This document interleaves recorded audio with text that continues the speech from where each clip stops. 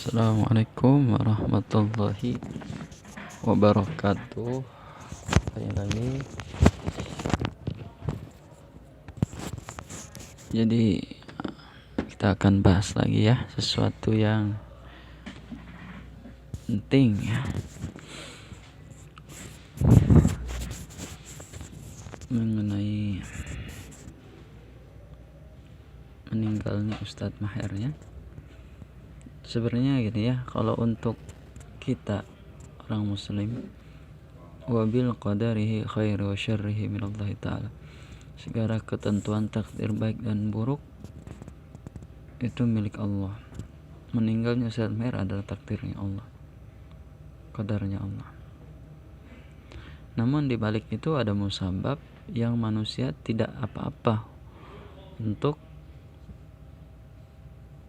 menjadikan ibrah dan hikmah. Misalnya seorang yang tiba-tiba jalan ke tengah jalan di antara mobil yang lalu lalang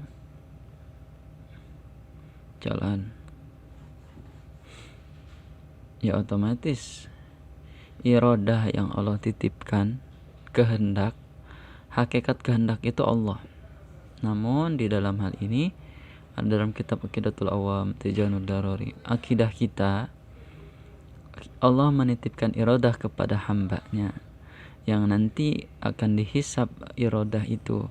Contoh, melangkahkan kakinya ke diskotik, melangkahkan kakinya ke tempat yang haram, yaitu Allah sudah titipkan iradah, dia sudah dikasih akal, qalbun, untuk bisa membedakan mana yang baik dan yang buruk. Nah, pilihannya itulah yang akan dihisab di hadapan Allah. Hakikatnya Allah dari Allah. Kan semua iradah itu dari Allah.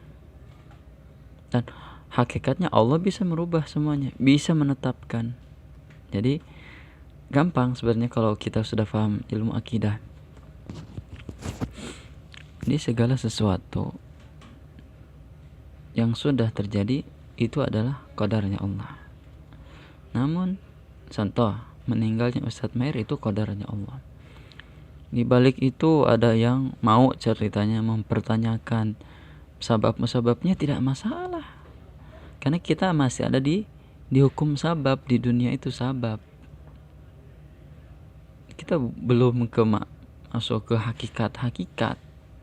Hakikat itu harus ada dalam setiap hamba. Hakikatnya dari Allah.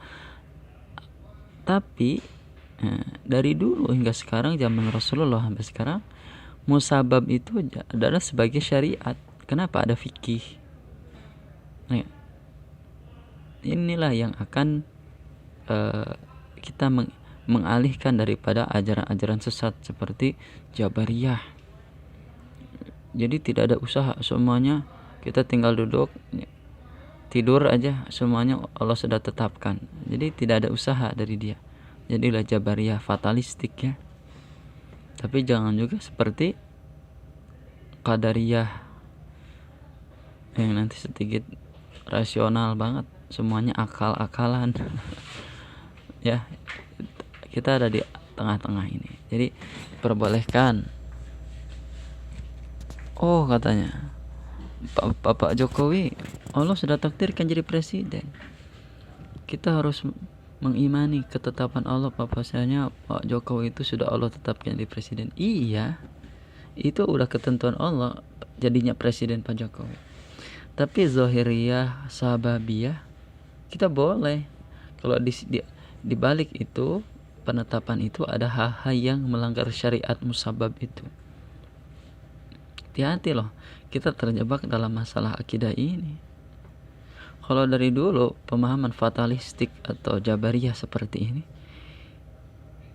mana ada Sayyidina Abu Bakar bikin khilafah atau khalifah, atau Rasulullah berdagang, Rasulullah menikah, Rasulullah baik terhadap tetangganya, melakukan transaksi dengan orang Yahudi. Jadi Rasulullah tuh penyontoh musabab terbaik. Jadi kita jangan dulu mengarahkan kepada ilmu tasawuf tinggi, filosofi gitu. Kenapa orang banyak yang mundur dan pemahaman masalah, karena kita langsung diarahkan kepada tasawuf falsafi fatalistik. Belum, tasawuf itu ada runtutan tangganya, ada tasawuf amali yang nanti akan menghasilkan akhlaki kita mencapai itu. Pelan, step by step. Kalau kita naik tangga kan kita tangga 1, 2, 3, 4 sampai seterusnya. Kalau kita naik tangga 1, tiba-tiba naik tangga ke 9, 3 kemungkinan. 1, jatuh terpleset. 2, tangganya menimpa kita. 3, ya pasti ada sebab kaki patah dan lain-lain. Jadi segala sesuatu yang tidak beruntun pasti ada mudorotnya. Jangankan kasus Ustadz Maher yang meninggal, ya, kita ketabrak kesenggol motor, akhirnya diberhentikanlah oleh polisi, kita diamankan. Siapa yang salah? Kalau kita mengambil istilah fatalistik, semua ketentuan dari Allah langsung ke situ.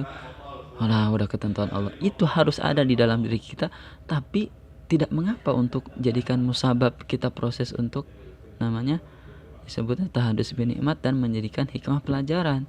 Waduh, dia nyenggol saya, yaudah kita kumpulin musyawarah, kita bikin diskusi, kenapa kamu nyenggol saya nggak salah. Akhirnya kan terjadi dialog gitu, boleh. Jadi orang-orang sekarang dijebak sama ajaran tasawuf yang langsung tiba-tiba wahdatul wujud. Wahdatul wujud itu makom tinggi. Orang kalau tiba-tiba orang awam masuk wahdatul wujud, bisa-bisa gila ini orang. Gila, bukan masuk kepada makom karomah tasawuf yang benar dari para runtunan salafun saleh, tapi jadi orang-orang yang zindik, fahuwa zandak. Na'udzubillah min dzalik.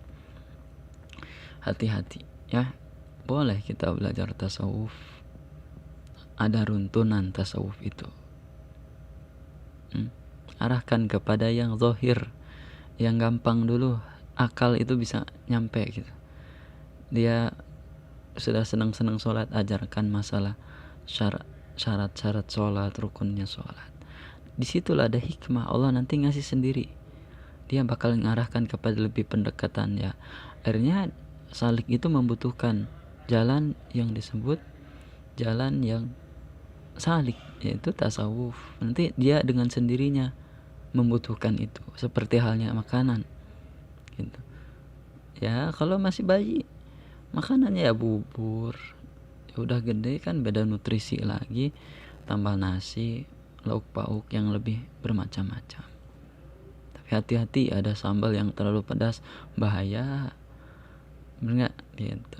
Tapi boleh melaksanakan makan sambal yang sedang-sedang saja, yang tidak sampai membahayakan perut, itulah istilahnya. Jadi silahkan, jangan, ini temanya meskipun Ustadz Maher ini boleh mencari tahu kenapa bisa seperti itu, musababnya apa. Ustadz Maher meninggal, diarahkan, dirujuk untuk minta perawatan yang optimal, tidak di ACC sama Polri. Boleh kita menuntut musabab itu, tapi kita sudah menentukan, sudah meyakini, sudah ikhlas dengan kepergian Ustadz Maher. Kita tahu ketentuannya Allah, tapi tidak mengapa kita membahas musabab. Udah jangan dibahas, seperti kita tidak menerima takdir Allah. Ini kata-kata kayak yang benar tapi jahat, kata-kata yang menyesatkan. Seperti halnya gini, kita KBRI Indonesia diserang sama sekelompok orang di Amerika. Akhirnya bilang, udahlah, itu sudah takdir Allah, KBRI diserang di Washington DC. Masa gitu? Kan dibahas apa ini, siapa pelakunya. Meskipun kita sudah meyakini, sudah itu ketentuan Allah, ada hikmahnya, udah terjadi, sudah diserang, beres. Tapi harus diproses, karena untuk pelajaran dan evaluasi. Hati-hati salah berpikir. Mudah-mudahan terus kita dilimpahkan man lam yakun lahu wirdun fahuwa kirdun. Siapa yang tidak punya wirid, maka dia adalah kera atau monyet. rutinkan wirid-wirid itu, wirid yang kalian senengi, yang emang dari ijazah dari guru, dikasih arahan. Masih enggak ada ijazah, dari guru-guru mulia yang tersambung sanad dan nasabnya. Istiqomah, mudah-mudahan jadi berkah untuk kehidupan kita. Wa ma taufiqi illa billah, alaihi tawakkaltu wa ilaihi unib, walahul muwaffiq ila aqwamit thoriq. Assalamualaikum warahmatullahi wabarakatuh.